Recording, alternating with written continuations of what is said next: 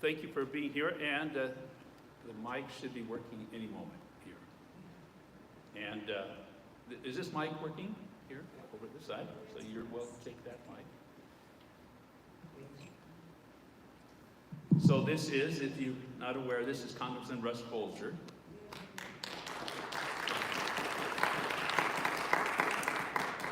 And hopefully this will be the beginning of many events like this, of blessing Israel by combating anti-Semitism. I know of no other ones titled that way throughout the nation, that hopefully this will catch on because it's such a crucial time for Israel. I want to start out with the Israeli national anthem. For those that know it, you're welcome to sing with me. But anyway, so for those that aren't aware of what it really means in English, I will want to share it with you here. So, how many of you know the Israeli national anthem, Hatikva?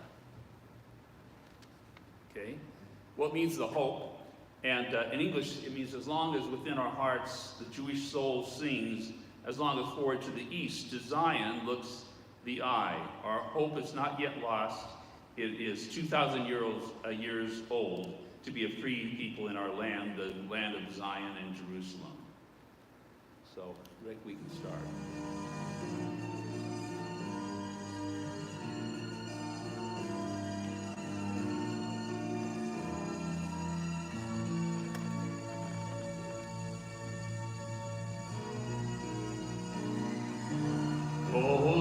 Beleva anima nefesh yehudi holia uvalte mizrach harima ayin letzion sofia olo amda tikvateinu atikva Bashlo Arapayim, Lioram Bolshi, Veratsenu, Eretzion, Virushalayim, Lioram Bolshi, Veratsenu, Eretzion, Virushalayim, Lioram Bolshi, Veratsenu,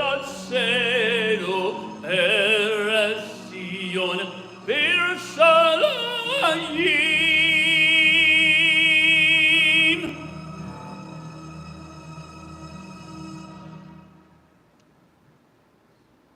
Oh, hallelujah. So, love to, well, I want to give praise to the King of Israel. You're welcome to sit, and there's a lot of hot issues to deal with. I want to start out with the premise that I've talked with you, Congressman Fulcher, about anti-Semitism in all of its forms, but I want to make the point specifically, the main mistake that I see made regarding anti-Semitism is this delusion that there is a place called Palestine. I hear this so often about Palestinian people, which there aren't any. I brought this up at the White House, giving them the evidence. It was the Roman Emperor Hadrian that about 122 AD that started this lie, and people are believing it today. So this is fueling all this hatred of the Jewish people, believing that they are the occupiers of the land. They are not the occupiers, they are entitled to it. It's God's covenant. There are several curses for those that curse Israel. And I see Congressman Fulcher very clearly that when people support dividing up Israel, breaking his covenant, they are cursing Israel. And in Genesis 12:3, it talks about the blessings for those of blessed, referring to the descendants of Abraham, regarding this as being Israel. And also in Zechariah 12:3, it talks about people being injured for disturbing the status of Jerusalem. And this is such a crucial issue. About Congressman Fulcher, well, first of all, I know this question isn't in the things I was going to be asking about specifically, but about how often do you hear people in the Congress and people you run into that have bought into this delusion of a Palestinian people? It's a debate that comes up all the time, Dr. Harper.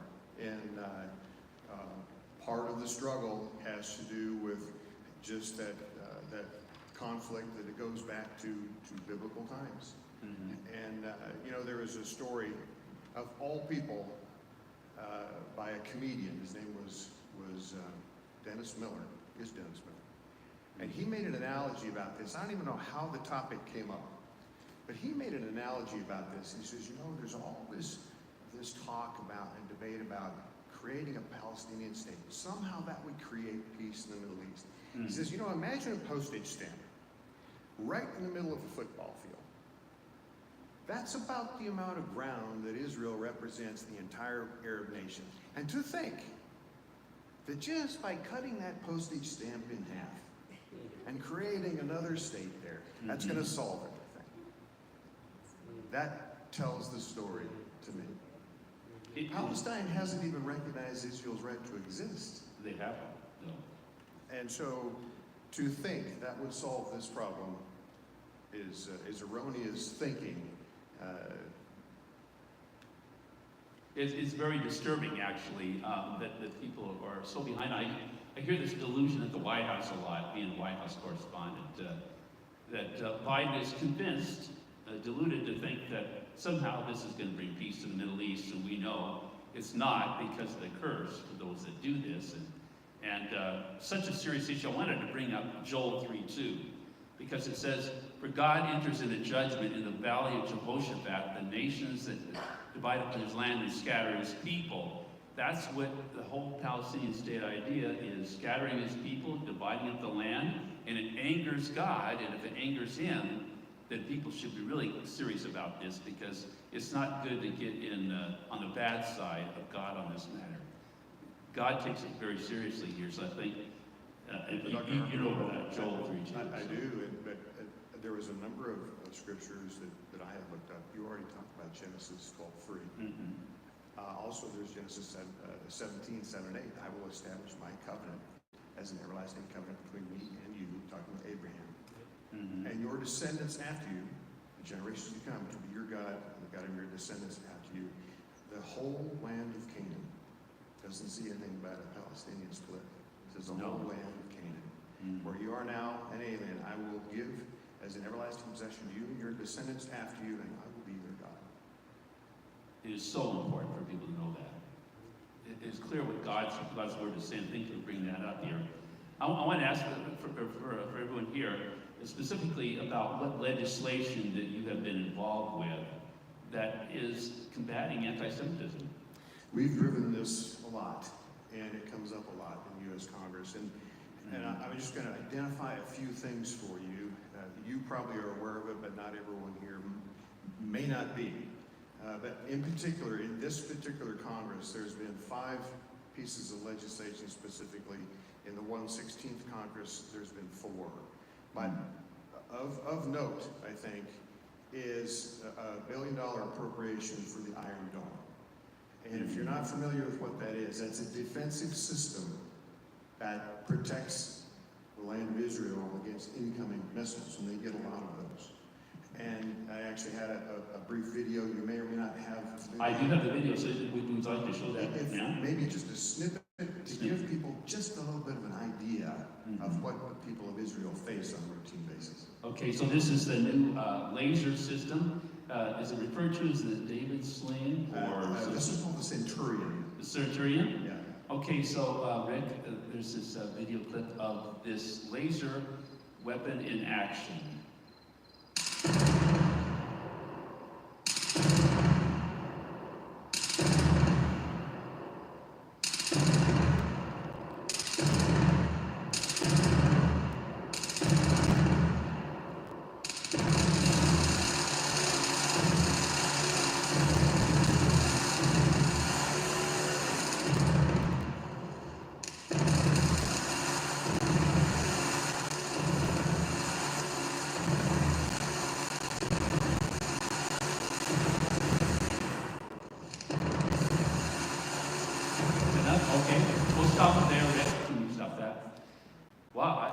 It reminds me of Star Wars in some ways. But I wanted to just thank you for sharing that. I wanted to play that if you haven't seen something like it. First of all, imagine living with that in your backyard. I I know. Having to have that in your backyard. Looked up, there was a window of time between, just earlier this month, between August 5th and 7th, Dr. Harper, there was 1,100 rockets incoming to the state of Israel. And that system is part of the Iron Dome that you've heard about. That's one component. It's called the Centurion Missile Defense. That shot down 96% of the incoming missiles. But just imagine, in a landmass, just about 8,000 square miles. And by the way, Idaho is between 84,000 and 85,000. Israel is only 8,000 square miles. To have to live in an environment where you're threatened with incoming missiles. And so one of the pieces of legislation that you asked about, or that I wanted to mention, was we put $1 billion into that system. Of course, a lot of that is American produced, some of it's Israeli produced. That was one of the components of legislation. We've had several pieces of legislation that have to do specifically with anti-Semitism. One was condemning the Caldwell, Texas attack. That was just in January of this year. We did a resolution on that.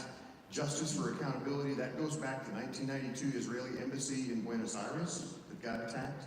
The reason it's pertinent now, why we brought it up again, is because the government of Argentina, in this case, had condemned Hezbollah and for the attack, and also put out a Holocaust remembrance that is very pertinent today. And we probably talk about Holocaust before this is over with, but that was another one. Those are some of the major ones that we have run just recently. There was a Prevent Anti-Semitic Crime Act that we ran. Currently, it's still in committee. It hasn't gotten a full hearing yet, but that requires the Department of Justice to expedite any anti-Semitic hate crimes and related reports. So those are a number of things just within the last few months that we have run in the U.S. Congress. That's a lot. This is a major development with this laser system. I think about the weapons, and so please pray for Israel. We'll be blessed when we bless Israel, especially the God of Israel here. I wanted to ask this about Iran. Anything recently happening? I know that I've heard at the White House that very likely Iran now has a nuclear weapon. I heard this from the White House actually a month or over a month ago, that they were within 2 weeks of having everything ready. Yeah, of course, I don't know if that's actually true or not. Just know, friends, that Iran is not our friends. That is a breeding ground for terrorism. And you may have heard of something called the JPOA, the Joint Plan of Action, that was put in place. I think the Obama administration initially had agreed to that. This was a so-called agreement that would allow certain amounts of enrichment of nuclear fuel and uranium in Iran. Well, they say that all they want to do is to have nuclear power. That is bunk. They want nuclear weapons. And if that comes to being, that puts not just Israel, but that puts a lot of the free world at risk, because they have proven over and over and over again that they will use it. And so this is a very serious threat. And the current administration, in my opinion, is not particularly strict with Iran. They've lifted some of the sanctions that had previously been put on Iran. And by the way, if you're not familiar with the sanctioning process, that is something that is uniquely or largely uniquely an American strength. We have the ability to sanction because most large international transactions are done in the US dollar currency. We control the US dollar currency, so we have the ability to sanction. And so the Trump administration has sanctioned heavily Iran. Any of those have been lifted with this current administration, unfortunately. It is very disturbing what is going on with this current administration. We're called to pray for our leaders here, and some might think we don't have enough good leaders here, and it seems that way regarding the respect of the Constitution we've been given, the lack of respect that see so often about the Constitution, but about BDS, what have you been dealing with that in the past?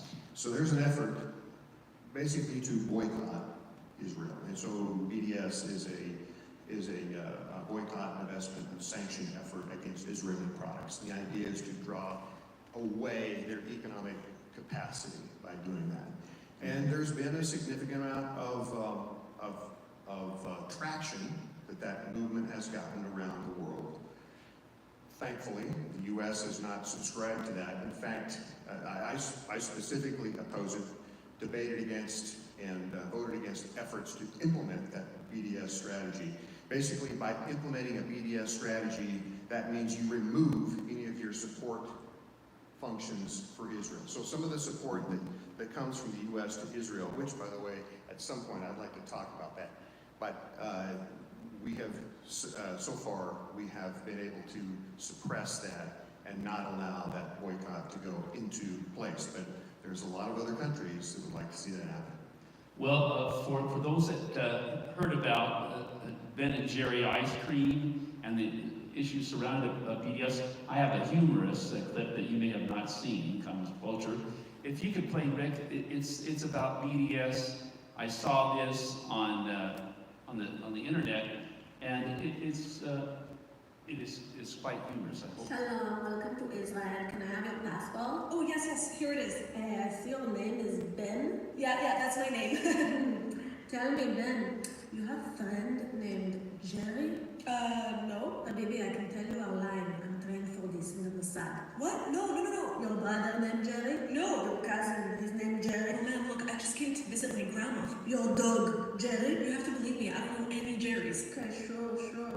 Tomer, my friend Tomer over here is very nice, okay? He's gonna bring you somewhere. Where am I going? Lolly dog mommy, you see behind you the green door? When you see the falafel place, you will see big freezer. Go inside. You want me to go into a freezer? Your name is Ben, right? Yeah. Okay, so there is Jerry there too. You can freeze your tafat together. Look, I'm not going into a freezer. No, Ben. This is new protocol. No Ben, no Jerry allowed in Israel. Yalla, next. Okay. I thought that would be so good to play at this moment. It's a little bit of humor, but it really brings the point across that got a lot of attention, Ben and Jerry issue. So, any comment? I don't know if you ever saw that video. I have not seen that video, and there's plenty of good ice cream around. Yeah. No, there's plenty. And there's another hot issue regarding anti-Semitism. That's the Taylor Force Act. The Palestinian Authority have actually brought this up. I'm going to show a video clip. A little bit later, I got to ask a hot question of Press Secretary General Psaki about this issue. So what is your involvement with dealing with the Taylor Force Act and the Palestinian Authority Pay for Slay? So that's the nickname. It's called the Pay for Slay program. The Palestinian Authority has actually incentivized the attacks on Israeli interests. And as a result of that, they compensate people that are successful in doing it. And so the Taylor Act, I believe, was introduced by my colleague from Colorado back in about 14, which was before I was in Congress, but that was to say we're not going to provide funds as long as this program is in place in the Palestinian Authority. And it is either $200 or $300 million that got pulled as a result of that. And so this pay for slay thing, it's like incentivizing a hired gun. And so this is not something that we want to be part of. But you know, it all goes back to what you said, I think, when you opened up originally, Dr. Harper. This is the nation of Israel is under duress, and they always will be throughout our history. This goes back to biblical origins, and that's just this attack or this incentives to attack Israeli interests is just another one of those troubles that they have to deal with. Oh, it is so serious. It's an ongoing assault on Israel, and hear a lot about these issues, of course, at the White House. Do pray that we'll have more good media people there about reporting truth. And by the way, thank you for your work, White House Correspondent. That's not an easy thing to do. It's not at all. A lot of hatred. And the the struggles I know you've had with access, the struggles in just getting cooperation, because heaven forbid, you might just want to look at something objectively. Right, that would be good, wouldn't it? Thank you for You would doing think so. it. Thank you for doing it. Thank you for your prayers too. I appreciate you and for being here tonight as well. And I encourage everyone here to pray for Congressman Fulcher and for others that are involved that are speaking up on this issue. Is so important.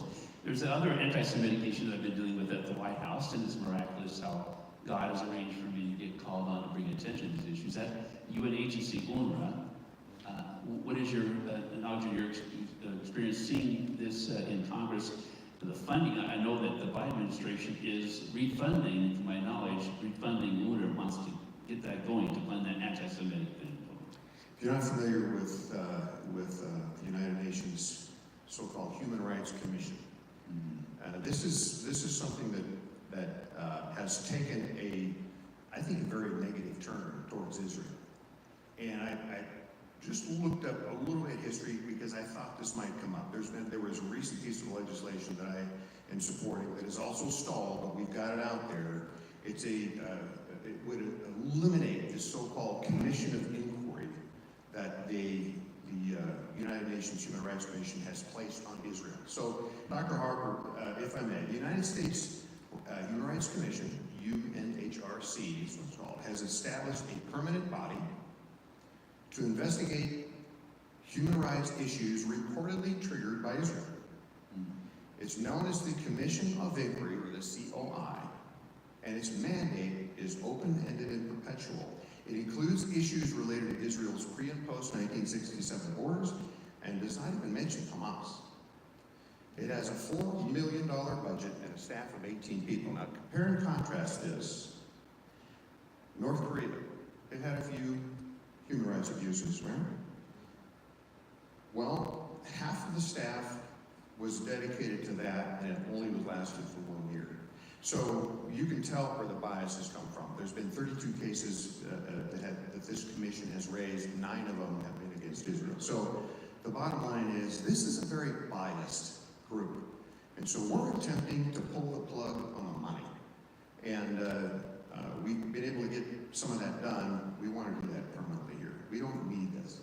I know this has been a big issue that Senator Risch has been involved with, and a little bit later, Senator Risch is going to share a video message, because it couldn't be here in person, about this UNRWA issue and so many more. But yeah, it is very alarming about the policies at the White House are, really the views are supporting anti-Semitic policies, and that is just very disturbing for a nation that dishonors the God of Israel. Dishonors Israel is going to result in some serious implications for the U.S. And I'm sad that America's going through so much problem already. Morally, there's a lot of bankruptcy in the moral area. There's another issue about the Vilnius, Lithuania, the Jewish cemetery desecration. How many of you may have heard about the Jewish cemetery desecrations that are happening around the world? It's a big deal. It's such a big deal, and I've been involved with this at the White House, bringing attention to this. So, what is your experience there in Congress about the? Oh, it's another thing. It's another form of discrimination, disrespect to the Jewish community. There is a significant percentage of people that even deny that the Holocaust even happened, and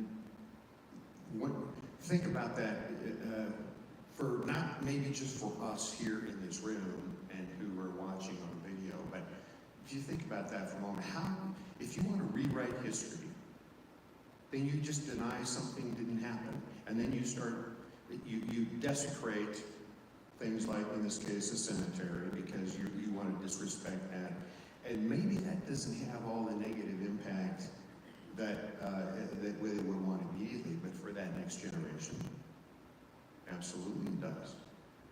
The one after that, they start really questioning, did this thing called the Holocaust really happen, or was that a Hollywood movie? Where did this come from? And so, when the history is so important to maintain, that memory. You don't want to forget that memory. Dr. farm kid from Meridian, Idaho, okay? I was involved with all the things that the dairy farm kid were involved with, and sometimes that's not the most pleasant thing. But there's 2 times in my life where I've gotten physically ill for something I saw. One was I witnessed a partial birth abortion, and I got sick. 2, I went through the Holocaust Museum in Tel Aviv, Israel. I couldn't get out the back door quick enough. I lost it. You can never forget. Those images are emblazoned in my mind, and they need to be, and they need to be yours, and they need to be in the next generations, because this can never happen again. It should never happen again. It can't happen again. So please pray for Israel as never before. They're surrounded more than ever. And we're really on the verge of something really crucial and very big because of Iran's either having the nuclear weapon now or any moment now. So Israel will have to be doing something. And so please pray for Israel. I wanted people to ask you a few questions before you have to leave. I don't know how many. Yes, I'm happy to. If there's questions, I'm happy to try to answer. Better yet, if there's counsel, I can always use that. Well, and we know the wonderful counselor. That's right. Christ, the Messiah, Yeshua. And Paul, we have some microphones here. Anyone that might have a question that we could you could ask, you'd like to ask for Congressman Fulcher, and that mic should be working in a moment. You know, maybe while we're doing that, if there's someone that's thinking of a question, can I just share with you, I believe that supporting Israel, specifically by not just supporting the nation of Israel, but fighting anti-Semitism, is part of what I'm supposed to do. And I felt that way with the state legislature. You and I met during those years, so we go way back. I still feel that way, and I attempt to carry that out. And it's selfishly, or maybe not so selfishly, for 3 reasons. First of all, political reasons. You may not know it, but the nation of Israel provides intelligence, information that is, to the United States that's invaluable. I liken it to a giant antenna in the Middle East that we get information from. They're a tremendous resource for that. They're the only democracy within the Middle East, or some might say, maybe there's another democracy now, but they're the most democratic. That means something. Business reasons. I used to travel for business in Israel and around the world. There's tremendous resources there that benefit all of us. They're experts with a lot of the cyber work that they do, the sensors that they create, robot technology, drone technology. A lot of that comes from Israel, and that's been invaluable to us. But the most important, quite frankly, is a personal one. And Dr. Harper has already talked about it. I'm an evangelical Christian. And if you are an evangelical Christian, you know the special role of Israel in God's plan. Those who side with Israel, those who support Israel will be blessed. Those who do not will be cursed. So I'm not going to stop my efforts. I know you're not either. No, with the help of God, we can continue. I wanted to just make it clear about as far as the questions, if you could keep it a brief questions of 30 seconds. One quick question, and then Congressman Fulcher can answer it here soon. And do you have a question? Well, first, I'd like to say thank you for putting on this presentation. It's very valuable to us. With regard to my question, many of us here and around the world have great concern and even stress, and have had for many years, about the possibility of Iran acquiring nuclear weapons. We've taken some comfort from Israel's statements all along that they would never allow that to happen. And obviously this is a top secret kind of a matter, but could you address what you might know about what might be taking place offensively, offensively, whether it's Israel or any country, toward Iran's acquisition of nuclear weapons?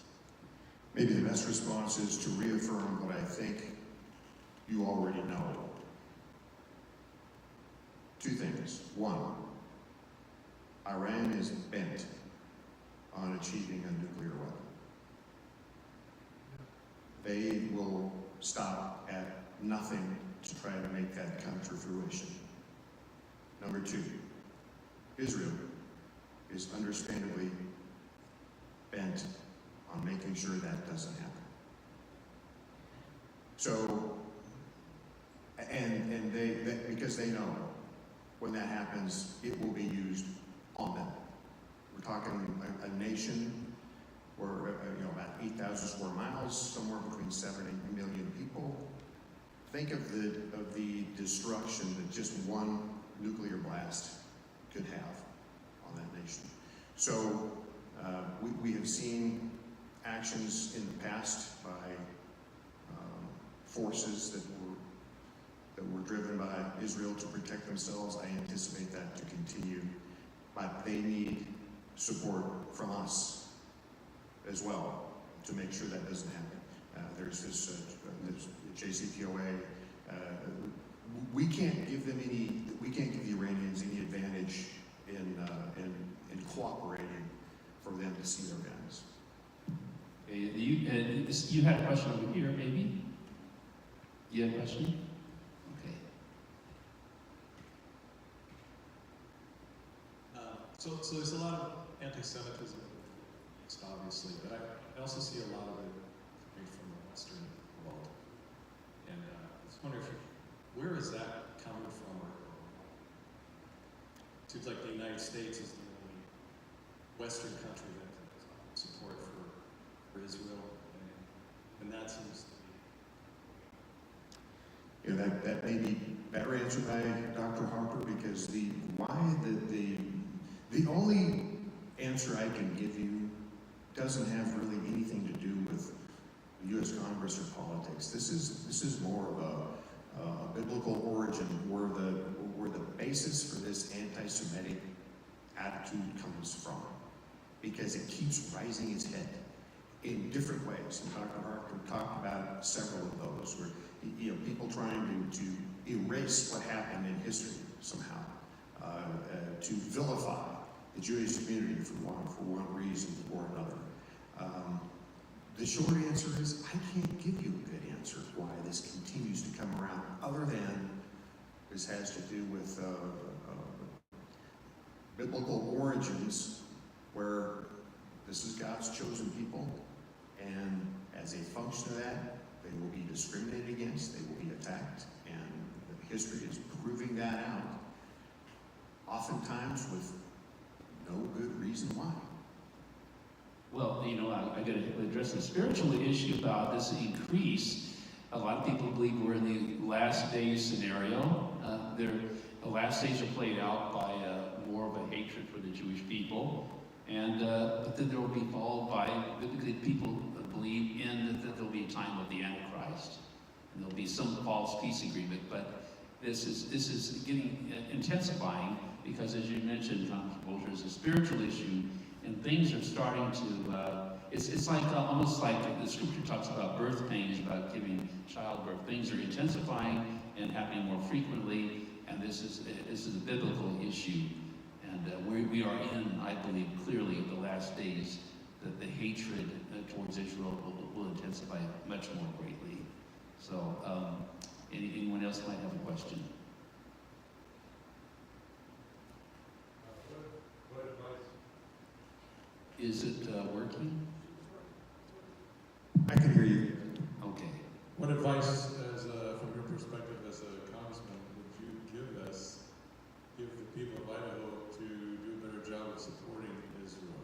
Well, from your perspective, what would you like us to? Well, first of all, there's a number of good organizations who do that. Christians United for Israel, Idaho is one, and do a lot of good promotional work. I I would recommend raising the visibility of the issue, not just with those of us in the federal delegation or state elected officials, but legislators. There are many things that happen at the legislative level that dictate support. A lot of it commerce, Idaho commerce, it goes back and forth. We do about, overall, about $50 billion every year in annual commerce. That's another thing about just the relationship with Israel. Don't think that that's just, it's all non-trade related things.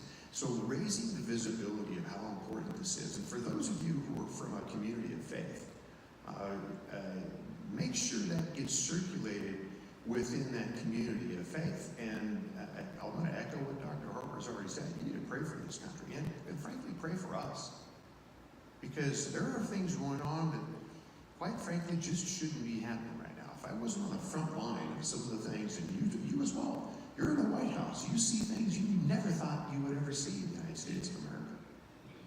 And sometimes we just don't have the answers. And sometimes, quite frankly, government is not the answer. It's the people. It's our culture, it's our attitude. We have strayed away from our foundation in so many ways. So two things that come to mind. One is elevate the visibility of the issue, the importance of our relationship with Israel, and the need to maintain and grow that. Secondly, your prayers and that spiritual component to this, because ultimately we are in a spiritual world.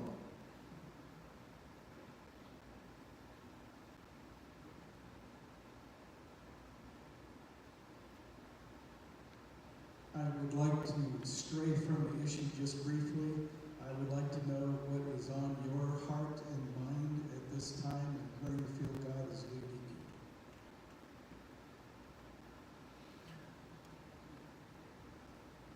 I believe that there is a breach between the branches of government now. Certainly haven't happened in our lifetimes. Maybe never in the history of this nation. But it appears that executive branch agencies have taken the attitude and the approach that they can strong-arm legislative branch agencies with no accountability. And quite frankly, they've been successful at it. I'll give you a theory, and it's just that, it's a theory, because this was before I was involved in a legislative role.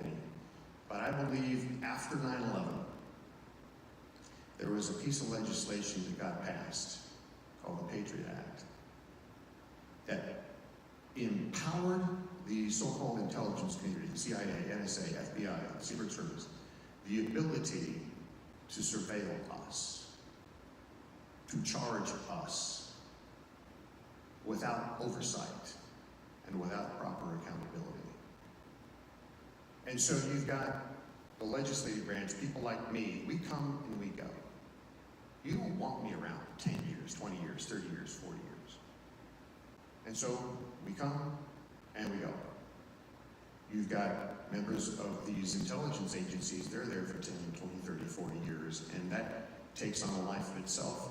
And without the proper accountability and the ability to legally surveil, they've created their own parallel leadership. And that is being executed now. And we've seen that, not just on a former president, but on at least 2 members of Congress, sitting members of Congress that I'm aware of. That's not legal. There's a separation of powers for a reason. So of course I'm concerned about that. And yes, that's on my heart and that's on my mind. Because if we don't stop that unabridged aggression within,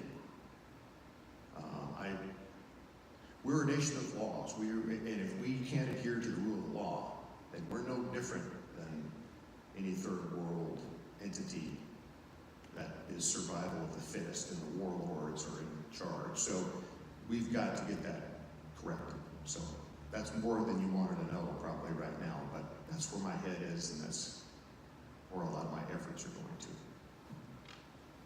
Okay, any other question? Well, with regard to post 9/11 changes in the Beet Rd, prior to that time, a law would draw a line. If you didn't step across the line, you were fined. If you did, then we had to catch you in order to take care of the problem. But 9/11 showed that we're trying to prevent someone from stepping over the line. And the only way that I can conceive that that's possible is to know everything in advance. So it's been a real burden of my heart, I'm sure, of many people, that we're losing freedoms that we rightfully have and have always had because of these terrorist actions. And yet I applaud our intelligence community and our military for foiling the plots that continued after 9/11. I mean, we've been pretty terrorist-free because of those efforts. So it's been a real hardship to watch as freedoms have evaporated in the name of knowing everything in advance to prevent. Could you enlighten us on any? There is a cost to having the ability to travel without a tremendous amount of onerous things placed on you. There is a cost of being able to live your life on a daily basis and not be tracked, and everything you say, everything you do, every place you go being recorded somewhere.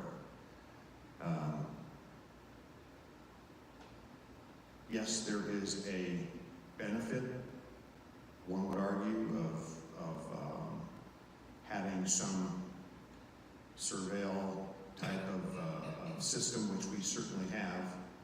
But to your point, at what point is the quality of life? And at what point is there diminishing returns in that amount of oversight in our daily lives? I used to humorously communicate sometimes in an opening that if the NSA or the FBI or the CIA is listening, thank you, you're the only part of government that listens. Okay, we're here. Here we are. And they may be listening right now. So, so be it. But I, for one, would prefer more freedom and less Big Brother. And the problem being that the wrong person takes the wrong type of And if I that power.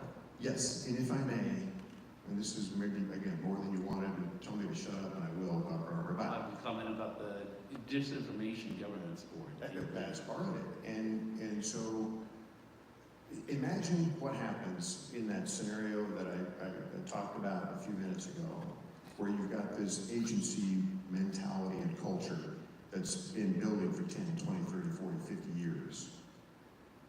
And now it's got its own system, its own network, its own way of doing things, and its own way of getting what it wants.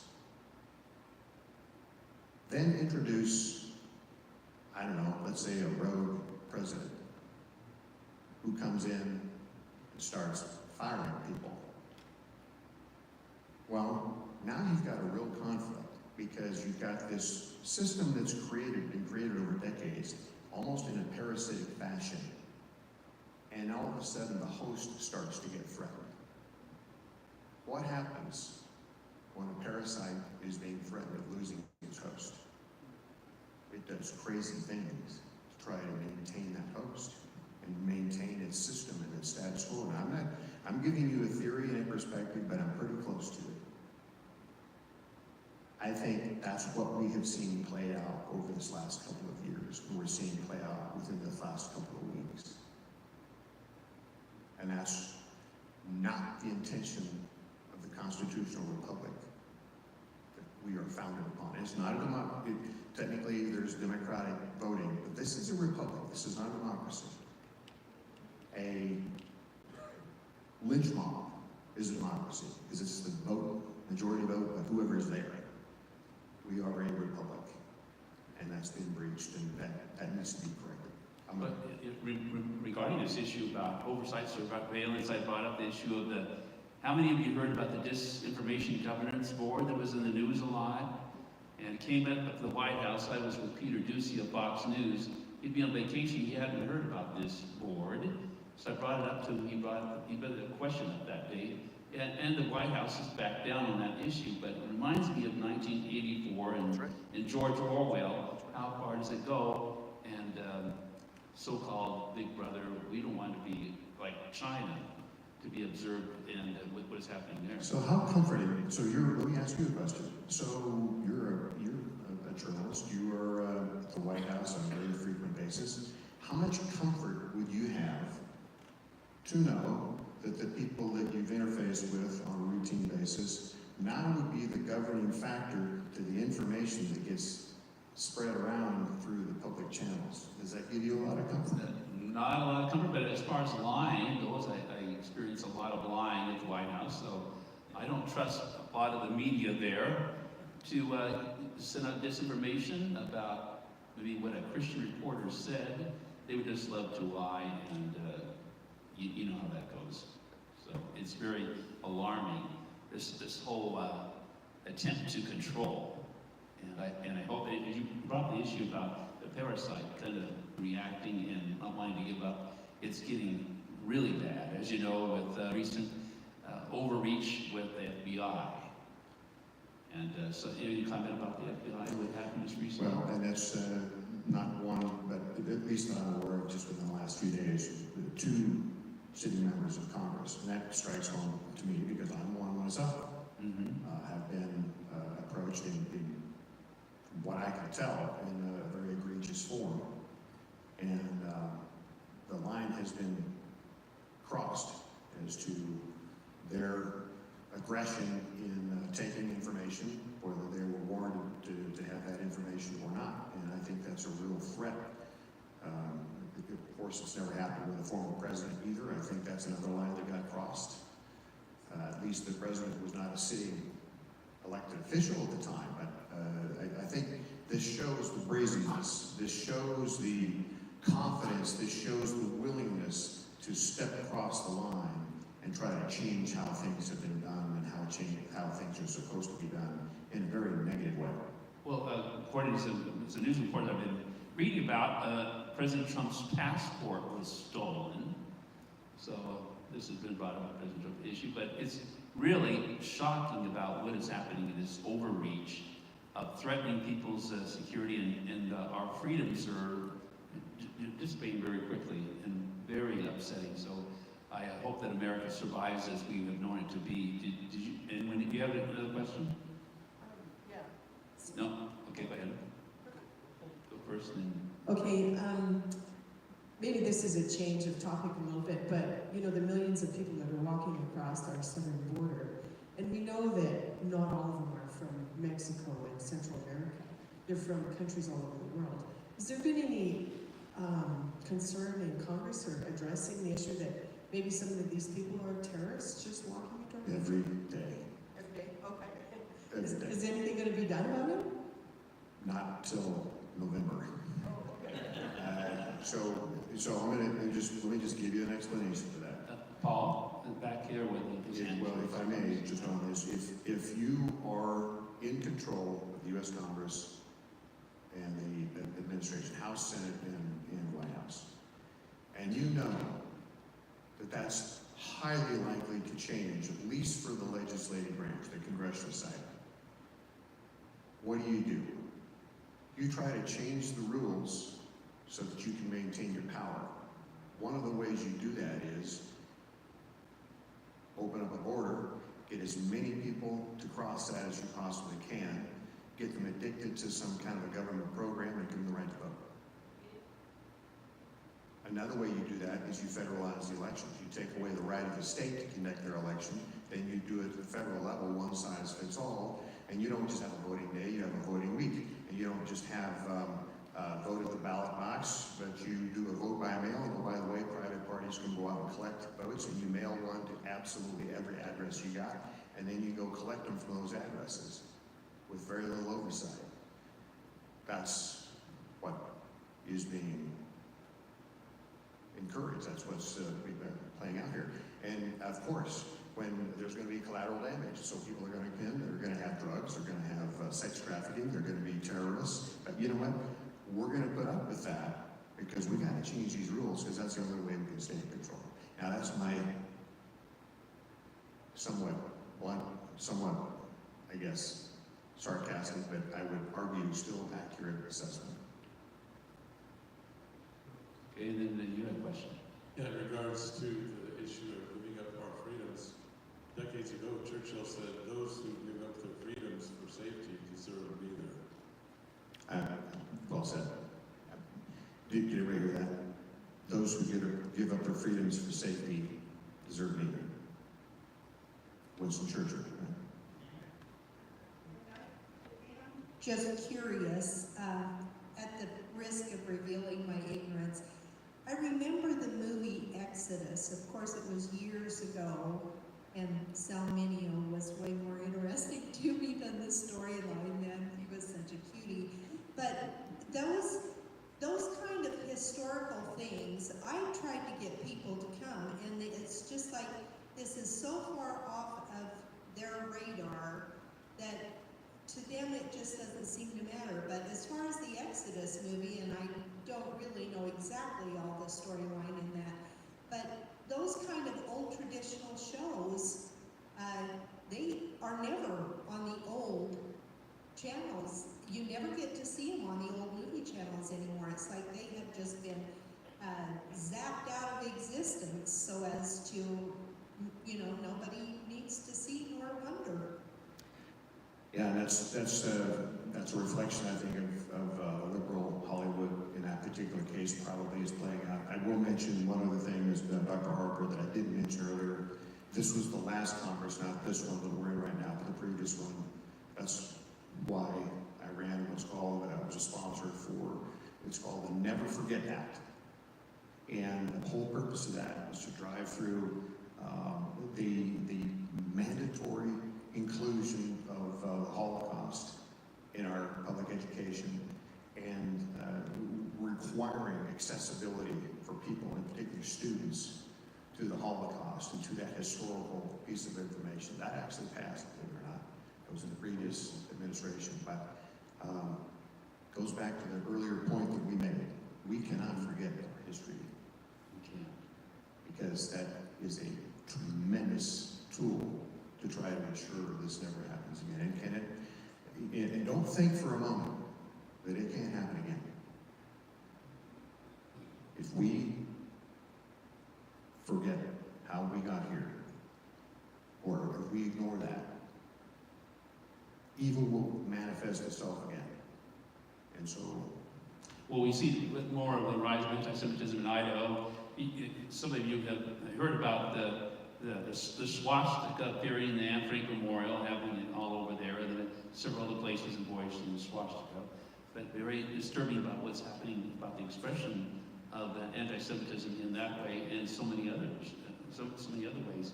You have a question on any?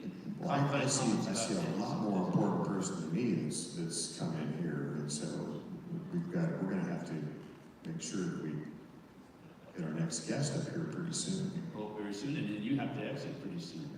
Maybe. This is my question. It's, what do you see happening in regards to education and anti-Semitism? I'm being told that there are universities and college campuses that there's a widespread of anti-Semitism that's being taught. And in fact, there was a report or survey, I think, that came out last year that showed that the more educated our youth are, the more anti-Semitic that they are.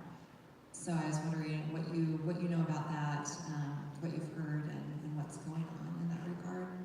I'm not aware of it, but it would not surprise me.